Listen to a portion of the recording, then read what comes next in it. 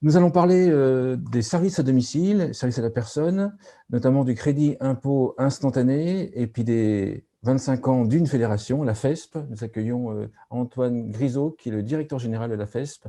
Bonjour Bonjour, Antoine. bonjour Frédéric. Peut-être te présenter si tu le souhaites et puis présenter la FESP. Oula, donc on a plus d'une heure. Donc je m'appelle Antoine Grézeau. Je suis arrivé il y a 18 mois à la tête de la FESP. J'ai succédé à Olivier Peraldi. Et c'est vrai que c'est une entrée en matière assez particulière puisque au moment où j'ai pris mes fonctions, c'était à la fin de l'année 2019, au moment où il y avait toutes les grèves qui mobilisaient particulièrement les grandes villes. Donc je me suis rendu compte à quel point n'importe quel événement ou grève de transport pouvait être vraiment préjudiciable à nos adhérents. Et puis après, un sacré baptême du feu qui était la crise sanitaire, où finalement, en moins de 4 mois, j'ai dû faire une mise à niveau où j'aurais pu avoir le temps de le faire en finalement 2 ou 3 ans. Donc c'était quand même assez intense comme prise de fonction. Et puis maintenant, bah, voilà, on revient à une activité j'espère, normale, en sortant un peu des contraintes sanitaires, avec une actualité quand même assez dense, et en particulier, effectivement, les 25 ans de la FESP qu'on fête cette année.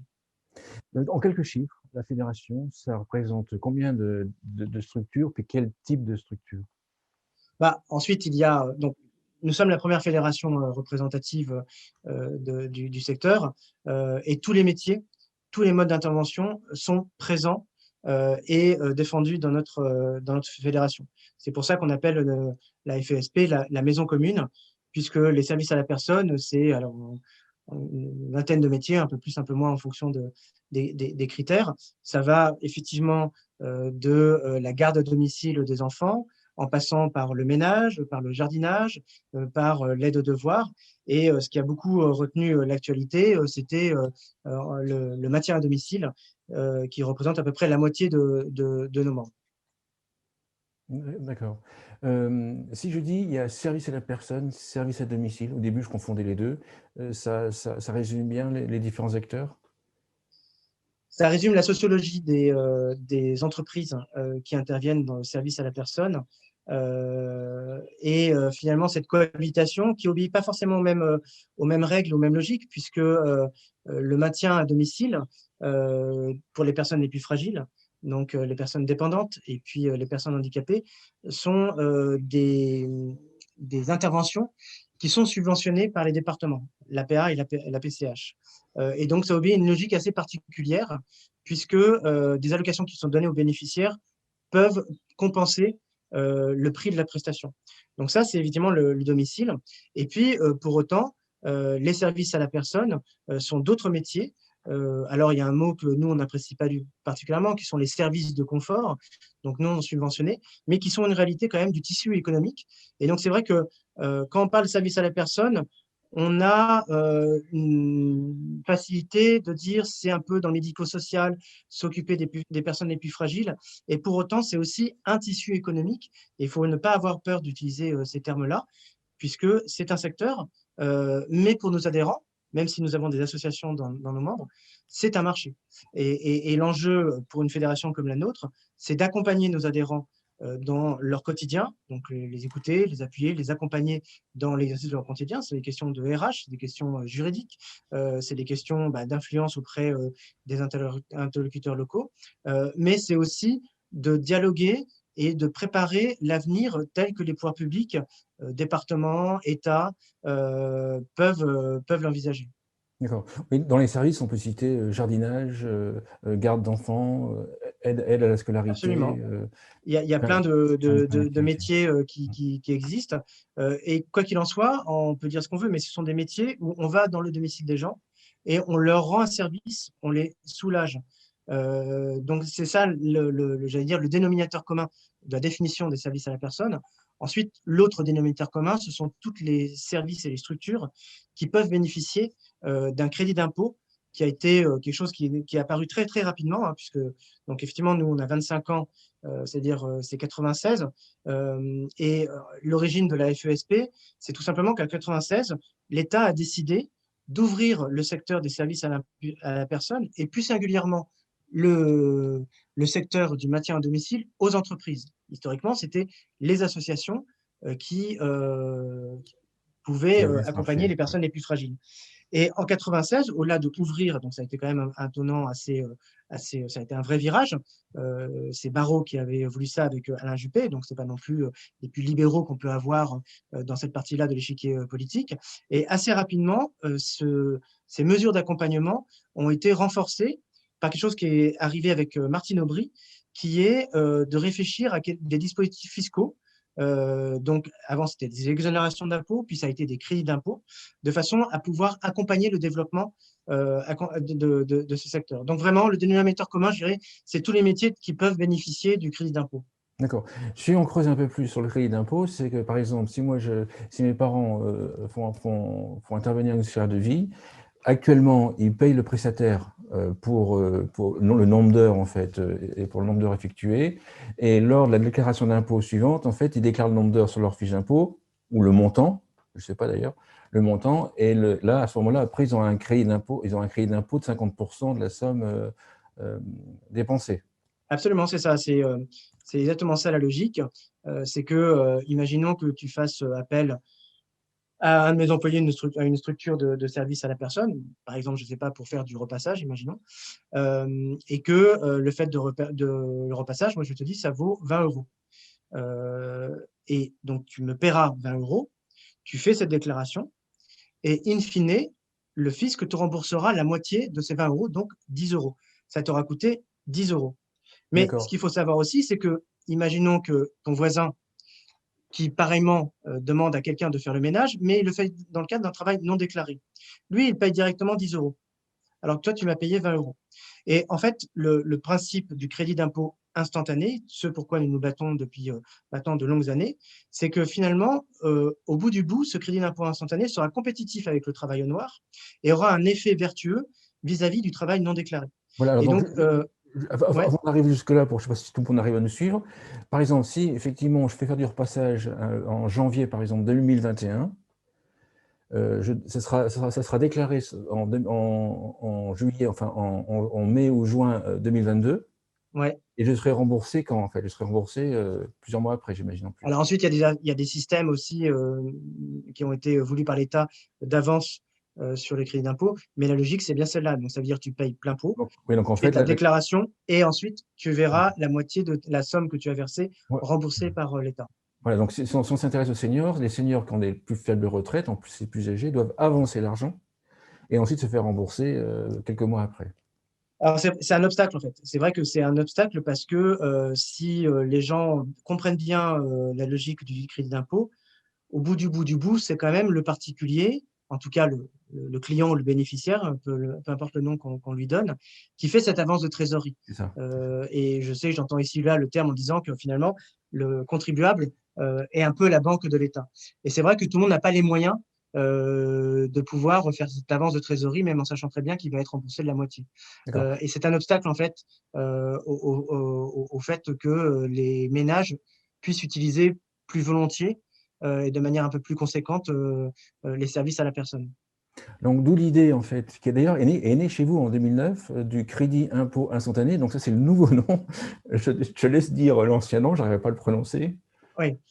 Non, non, mais alors, effectivement, en faisant de l'archéologie pour savoir quelle était la place de la fédération depuis les 25 ans du secteur, j'ai repéré que lors d'un rapport, d'une audition parlementaire, qui était le sénateur Kirgueris,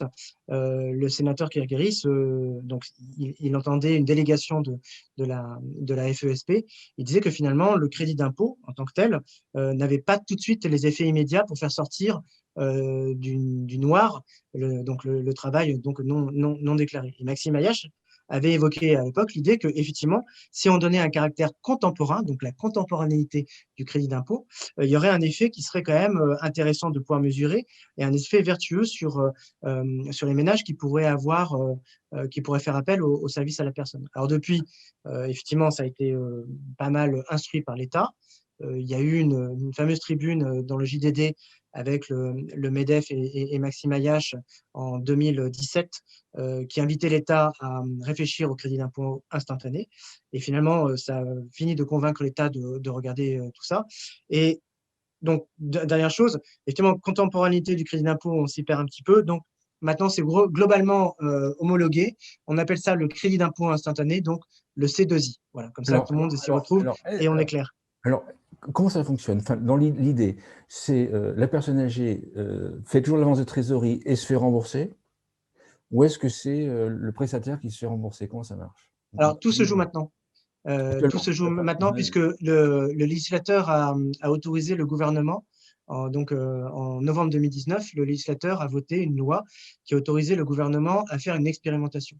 D'accord. Cette expérimentation se fait sur 2 départements qui sont assez représentatifs de ce que peut être la France en termes d'acteurs, de structures, qui sont le département du Nord et le département de Paris. Euh, Jusqu'ici, cette expérimentation se faisait sur un faible nombre d'échantillons, donc de bénéficiaires. Donc, toutes les structures étaient représentées. Donc, il y avait l'emploi direct, il y avait les associations, il y avait les entreprises, il y a le mode prestataire, le mode mandataire. Donc, tous les modes d'intervention, tous les acteurs sont dans cette expérimentation. Et pour nous, c'était important. Mais on parle à peine de 300 personnes qui ont entré dans l'expérimentation. Là, on voit qu'on est dans une maturité parce qu'il y a une volonté du gouvernement d'aller assez vite pour une généralisation là, au 1er janvier 2022.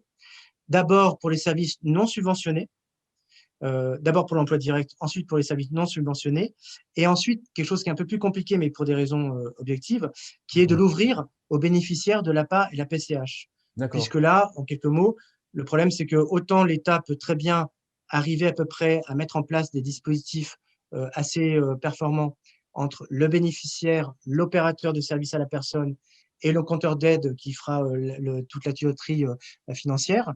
Mais quand on parle de la PCH, de l'APA et de la PCH, on fait rentrer un 4e acteur qui est le département D'accord. et on fait rentrer en fait 100 fois ce 4e acteur, puisque un département n'a pas forcément le même système informatique ou le même système de mise en paiement d'un département à un autre. Donc ça veut dire que là, il faut multiplier l'expérimentation, ce qui le rend un peu plus long. Mais Oui, ce qui donc est en sûr, fait, c'est que dans 10 ans, oui, on retiendra juste que le crédit d'impôt est instantané.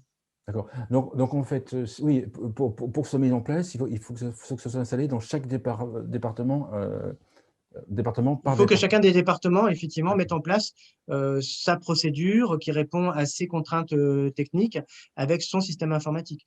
Donc ça, assez important. Et j'ajoute à ça aussi que la complexité est aussi la préservation des données personnelles, puisque on n'a pas Ah à oui, connaître ouais, l'état ouais, fiscal de nos bien sûr. clients et le département, pareillement, le niveau, la période. Enfin voilà, tout ça est un peu subtil à maîtriser. Les 4 parties, la personne, enfin le client, le prestataire, ou la personne qui est en Ouais. mandataire, l'État et le département pour le maintien à domicile, par exemple. Absolument. D'accord. Et c'est en ça Comment, qu'il y a voilà, une particularité et une vigilance à tout ça. voilà.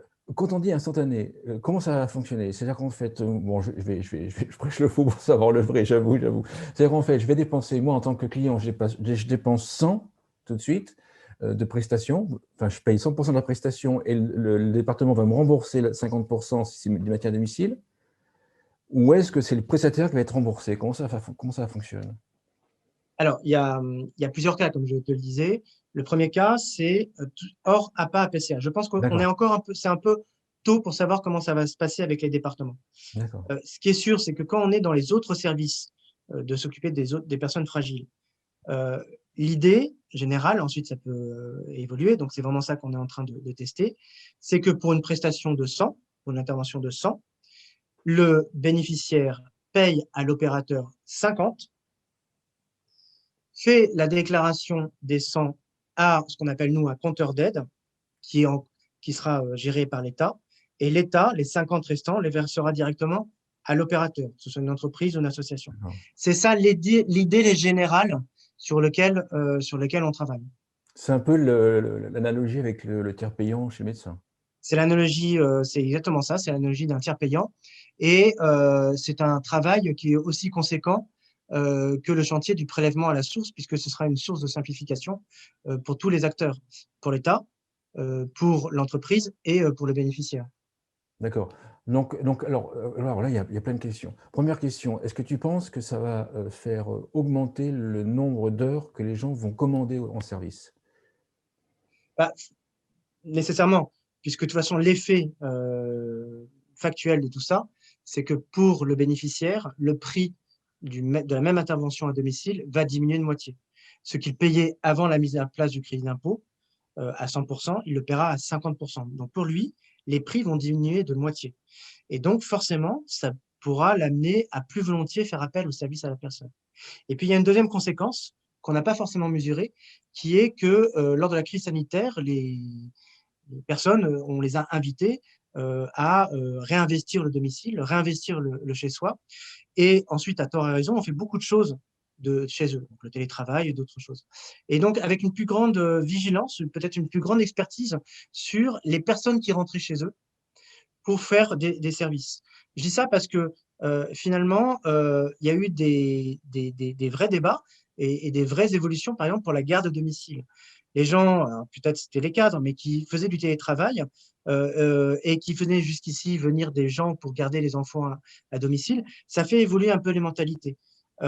Mais l'important aussi de faire entrer des gens à domicile, c'est qu'il fallait que ce soit des gens qui soient formés, professionnels, équipés, avec un masque, avec des gants. Je rappelle quand même qu'il y a un an, on était en train de courir après les masques, les gants, les chalotes, tout ce qui était équipement de protection individuelle. Donc, une plus grande exigence de professionnalisme à l'égard des personnes qui viennent à domicile et qu'il y a, à mon avis, à ce stade, que les structures qui peuvent répondre à ça, ce qui n'est pas forcément encore le cas dans l'emploi direct. Il y a des très bons intervenants dans l'emploi direct, mais ils n'ont pas le même accompagnement que peut avoir une structure qui garantira ces qualités. Donc, ça veut dire que les gens ont quand même plus envie de faire venir des services chez eux à partir du moment où ces services sont de qualité et que les professionnels sont bien formés et bien équipés. Et je pense que cette conjoncture des deux amène finalement à ce que, pour le crédit d'impôt instantané, on fasse plus appel en fait à ce type de service. D'accord. Si on se projette avec l'emploi direct, ça part d'une personne âgée qui embauche une auxiliaire de vie directement. Dans l'absolu, en fait, la personne âgée, enfin la famille, va payer la moitié de la somme à l'auxiliaire de vie et le complément va être payé par le département ou je ne sais pas qui, mais par le département à l'auxiliaire de vie. Oui, mais comme je te le disais, c'est maintenant que ça se décide. Voilà, c'est ça, d'accord. Et ce sont des systèmes de tuyauterie qui sont assez complexes à mettre Évidemment. en place, tant du côté des structures, donc associations, entreprises, et aussi au niveau de l'emploi direct, parce que il faut à un moment ou à un autre que les départements qui sont partie prenante intègrent individuellement, chacun des départements, l'expérimentation ou le process, et on n'en est pas encore là. Donc c'est pour ça que le gouvernement, et je pense que c'est sage, préfère prendre un peu plus le temps de façon à éviter des drames, parce que ce sont, quoi qu'il en soit, des systèmes de versement de prestations vis-à-vis des bénéficiaires et que ces bénéficiaires ont besoin de ces prestations et donc les départements ne peuvent pas se rater. D'accord. Puis en plus, il y aurait le risque que le complément de revenu, en fait, que les départements prennent un délai important pour payer l'auxiliaire de vie, si elle travaille en direct, ou pour la boîte ou l'association de prestations, et qu'il y ait un problème de trésorerie reporté sur ceux qui fournissent le service. Et entre autres nuits, c'est que les entreprises ne puissent pas, et des problèmes de trésorerie, ne puissent pas avancer l'argent en attendant le remboursement avancer les salaires en Non, mais tout attendant à le fait. remboursement des départements. Et c'est comme dans les médias que tu connais, il y a un émetteur, un récepteur. Jusqu'ici, l'avance de trésorerie dans le cadre du crédit d'impôt est à la charge du récepteur, du client, du bénéficiaire, peu importe la manière dont on l'appelle. Le risque, si ce n'est pas bien réfléchi et bien mis en œuvre, c'est que l'avance, avec le crédit d'impôt instantané, c'est que l'avance de trésorerie pèse un peu trop sur l'émetteur, qui soit une structure, association, entreprise, C'est ça? ou l'emploi direct, le salarié qui vient faire une intervention chez le bénéficiaire. D'accord. Autre sujet, le travail au noir. En fait, ce que je voudrais bien comprendre, c'est en quoi ce processus-là devrait réduire le travail au noir. Parce que le plus grand concurrent, quoi qu'il en soit, on pourra dire, on pourra créer des rivalités entre les associations et les entreprises, on peut créer des rivalités entre les entreprises en tant que telles ou les fédérations d'entreprises en tant que telles, entre les entreprises et l'emploi direct, mais le plus grand concurrent qu'on a tous, et si quelqu'un te dit le contraire, c'est que c'est quelqu'un c'est le travail au noir. Le service à la personne, c'est à peu près un secteur de 40 milliards d'euros. 40 milliards d'euros, moi qui vis à Toulouse, c'est à peu près l'aéronautique. Mais sur les 40 milliards d'euros, il y en a la moitié qui sont du travail au noir. Donc, D'accord. c'est ça aussi l'enjeu pour nous, et je pense aussi pour le gouvernement, je le disais tout à l'heure, c'est en faisant baisser les prix, en étant compétitif avec le travail au noir, de la manière perçue, effectivement, les gens iront plutôt vers faire venir quelqu'un qui est équipé, formé, et qui sera couvert aussi, plutôt que faire venir quelqu'un qui travaille au noir. Et c'est vraiment ça l'enjeu. Voilà. Et juste pour répondre à ta question, c'est pas une vue de l'esprit, le crédit d'impôt instantané. Ça marche clairement. Je prends un exemple parmi d'autres. Dans les pays du nord de l'Europe, en Suède, il y a cette expérimentation qui existe depuis pas mal de temps. L'effet premier et mécanique de ce crédit d'impôt, du caractère contemporain du crédit d'impôt, c'est que le travail non déclaré devient déclaré. Et que c'est à ce titre-là aussi que l'État voit ça d'un bon œil, c'est que le travail non déclaré devient déclaré, apporte de la recette fiscale, et la recette fiscale qui est du coup consolidée d'année en année. Donc il y a un effet vertueux qui n'est plus à démontrer. D'accord. Mais si on compare, l'emploi noir, et puis l'emploi, déclaré, ça veut dire qu'en fait, si actuellement, si moi je fais faire mon jardin par quelqu'un, par un prestataire, et puis que je paye par exemple ma pelouse et que je paye, je sais pas, j'en sais rien, 30 € par heure, j'en sais rien, je le fais moi-même d'ailleurs, 30 € par heure, est-ce que le travail au noir, il est calé à 15 €, à la moitié actuellement? Bah, C'est ça? enfin, moi, je ne sais pas les prix du travail au noir, mais ce qui est sûr, c'est que le travail au noir est compétitif à partir du moment où il coûte moins que le travail Oui, oui, oui, déclaré. d'accord, d'accord. Mais en gros, ce qu'on peut savoir, c'est que dans ce type de prestation dont tu me parles, on est vraiment à moitié moins. Donc, tout à l'heure, je prenais le cas d'une femme de ménage ou quelqu'un qui vient faire le repassage chez toi. Et ben, le repassage, c'est à peu près, te sera officiellement facturé 20 € et tu auras tous les bénéfices du travail déclaré avec toute la plus-value que peut t'apporter une structure qui te propose voilà, de faire du repassage. Et si tu fais appel à quelqu'un au noir, cette personne, elle viendra, elle sera payée de la main à la main. Mais pendant le confinement, on a bien vu que ces personnes n'avaient pas accès aux équipements de protection individuelle, n'avaient pas la formation sur la distanciation sociale, sur la bonne manière de faire son travail sans être potentiellement porteur du virus. Donc voilà, tout ça, c'est quand même et je pense vraiment que cette crise sanitaire a montré que mieux vaut faire appel à des vrais professionnels accompagnés et bien coachés par des structures que du travail au noir. En termes de calendrier, le calendrier idéal, c'est quoi? Enfin, le calendrier prévu, c'est quoi pour qu'en fait, que les 90 départements l'aient appliqué? Alors, le calendrier, alors on obéit aussi à un principe de réalité qui est que c'est un chantier, comme je disais, qui est quand même aussi important que le prélèvement à la source. Et donc, c'est un chantier qui ne souffrirait pas d'un échec. Donc, il faut qu'on y aille avec prudence et surtout en étant assez réaliste. Le calendrier sur lequel les acteurs s'accordent, et c'est vrai que nous, on est plutôt d'accord avec cette approche-là, même si on peut resserrer un peu les délais, c'est d'abord une mise en œuvre dès le premier semestre 2022. Euh, Visiblement, l'État, la COS, est immédiatement opérationnel pour l'emploi direct. C'est vrai qu'historiquement, la COS sait travailler avec l'emploi direct, le CESU, CESU+.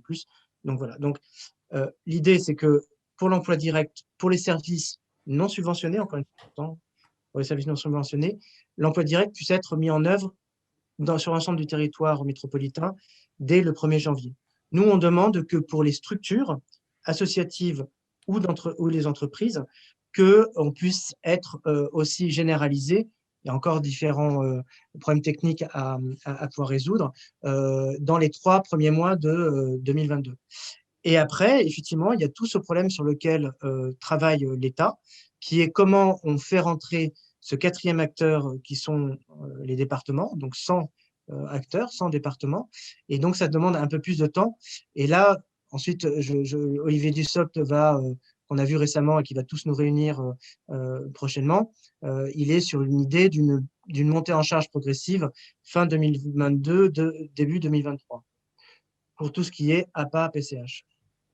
Les départements auront l'obligation, d'adhérer à ce système, enfin de mettre en place ce système? Alors, c'est une très bonne question, et c'est vrai qu'on a tendance à l'oublier. Euh, Ce que nous, on porte la FESP, et je pense que bien entendu par le gouvernement, c'est le libre choix. Donc, ça veut dire que si toi, tu n'as pas envie d'avoir ce crédit d'impôt instantané, parce que voilà, tu aimes bien faire la paperasse ou des choses comme ça, tu décides ce que tu veux. Et le but, c'est de ne pas imposer les choses. Nous, on revendique de ne pas nous imposer des contraintes particulières. L'idée n'est pas d'imposer des choses aussi aux bénéficiaires. Donc, tu choisis ce que tu veux.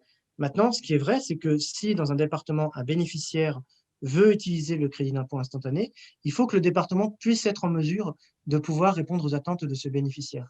Mais pour le bénéficiaire, pour l'usager final, pour le contribuable, il fait ce qu'il veut. Il n'a pas Mais l'obligation de passer par le crédit d'impôt instantané. alors, je précise ma question. L'État va imposer au département de mettre en place ce système-là, ou je sais pas, un président de département pourrait dire non, ce système-là, je ne le mets pas en place. Alors, ensuite, il y a la libre administration des collectivités sur lequel l'État ne peut pas revenir, et c'est une bonne chose.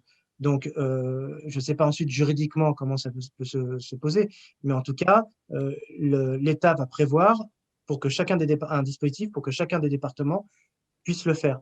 J'ai peine à croire qu'un département, par posture politique, ne souhaite pas le faire. Mais en tout cas, ça ne peut pas être une obligation en tant que telle. D'accord. Un autre point à rajouter sur ce crédit impôt instantané? Non, écoute, je pense qu'on en a fait le tour. Donc, création d'emplois, ce sera un levier qui sera porteur de croissance, hein. Donc, les études Wyman que nous avons commandées et qui ont été confirmées par Bercy et par la Cour des comptes nous laissent présager à peu près 30% de croissance par année du secteur, ce qui est énorme. Moi, je rappelle juste un chiffre. Avant même que le crédit d'impôt instantané puisse être mis en œuvre, le Pôle emploi prévoit que l'année prochaine, en 2022, le service à la personne, le secteur, puisse être créateur de 350 000 emplois. Et donc, c'est sans avoir estimé, en tout cas avoir mis dans les projections, le crédit d'impôt instantané. Donc, tu ajoutes le fait qu'on fasse sortir du travail non déclaré. Et vraiment, c'est un levier de croissance assez important. Et je pense que les gens ne le mesurent pas, mais il y a un effet Big Bang qui sera aussi important que le plan Borloo de 2005. Effet secondaire, et bénéfice secondaire, ça peut peut-être aussi augmenter le nombre de personnes intéressées par secteur d'activité. Bah, du coup, Donc, il va falloir répondre à la demande. Et à répondre à la demande, effectivement, ça va susciter des vocations ou des volontés, soit de créer des entreprises, soit à des associations de pouvoir un peu multiplier leurs activités. Mais quoi qu'il en soit, la croissance de 30%, elle sera là. Et donc, il faut qu'il y ait un maximum de personnes qui soient prêtes à répondre à cette demande. Et ça, c'est l'enjeu pour les fédérations comme la nôtre, en tout cas comme la FESP, c'est de préparer les choses. Donc, c'est vrai que c'est bien de suivre l'expérimentation, mais il ne faut pas que le secteur des entreprises ne soit pas au rendez-vous au 1er janvier 2022. Et c'est ce sur quoi on s'emploie depuis maintenant à peu près une dizaine de mois. Les 25 ans de la FESP, vous allez faire quoi? À part offrir des cadeaux aux animateurs d'émissions, vous allez faire quoi? Oui, il faut que tu m'envoies ton mail. Non, non, mais on va surtout, je pense, enfin, c'est la maison commune, la FESP. C'est une vieille maison qui, en fait, dont les combats, le rythme est intimement lié au rythme et des combats du secteur des services à la personne.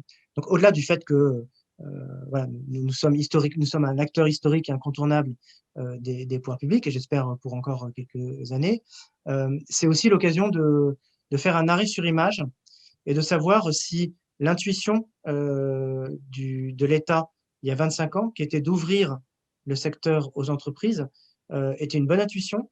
Est-ce que c'est une intuition qui a donné des résultats?